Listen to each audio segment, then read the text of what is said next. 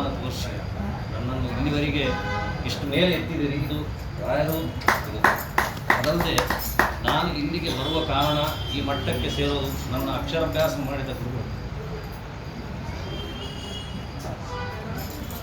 ನಾರಾಯಣ ತೀರ್ಥ ಸ್ವಾಮಿ ಹಾಗೂ ನನ್ನ ವಿದ್ಯಾಮನ್ ತೀರ್ಥರಾಗಿದೆ.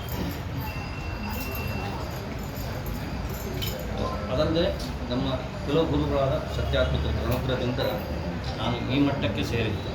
ಆಧ್ಯಾತ್ಮ ಹಾಗೂ ಲೌಕಿಕ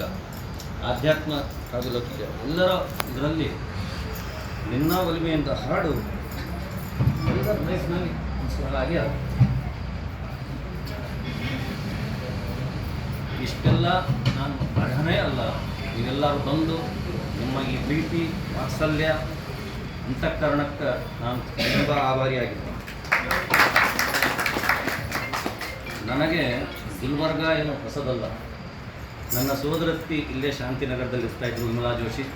ಕೆಲವು ಮಂದಿ ಅವ್ರ ಹತ್ರ ಸ್ಟೂಡೆಂಟ್ಸ್ ಆಗಿಯೂ ಇರ್ಬೋದು. ಸೊ ಅವರೊಂದು 60 ವರ್ಷ ಇಲ್ಲೇ. ನೆಕ್ಸ್ಟ್ ನಮ್ಮ ಒಬ್ಬ ತಂಗಿ, ಒಬ್ಬ ಅಕ್ಕನ್ನ ಇಲ್ಲಿಗೆ ಕೊಟ್ಟಿದ್ವಿ ಗುಲ್ಬರ್ಗ. ಮತ್ತು ನಮ್ಮ ಶಾರದಾ ಕಿತ್ತೂರು ಅವರು ನಮಗೆ ಅಕ್ಕನೇ ಆಗಬೇಕು. ಅವರು ಗುಲ್ಬರ್ಗ, ಹೈದರಾಬಾದ್ನಿಂದ ಗುಲ್ಬರ್ಗ ಕೊಟ್ಟಿವಿ. ಸಂದೀಪ್ ಅಂತೂ ಸರಿ ನೀವು ನೋಡಿದ್ರಿ. ಅದಲ್ಲದೆ ವೆರಿ ರೀಸೆಂಟ್ಲಿ 15 ತಿಂಗಳ ಕಾಲ ನನ್ನ ಮಗಳನ್ನು ಇದೇ ಊರಿಗೆ ಕೊಟ್ಟಿದ್ದೇನೆ, ಇದೇ ಪಕ್ಕದ ಕಾಲೋನಿಯಲ್ಲಿ. ಅವರು ನಮ್ಮ ಬೀಗರು ಅಲ್ಲೇ ಕೂತಿದ್ದಾರೆ, ನಾಗರಾಜರಾವ್.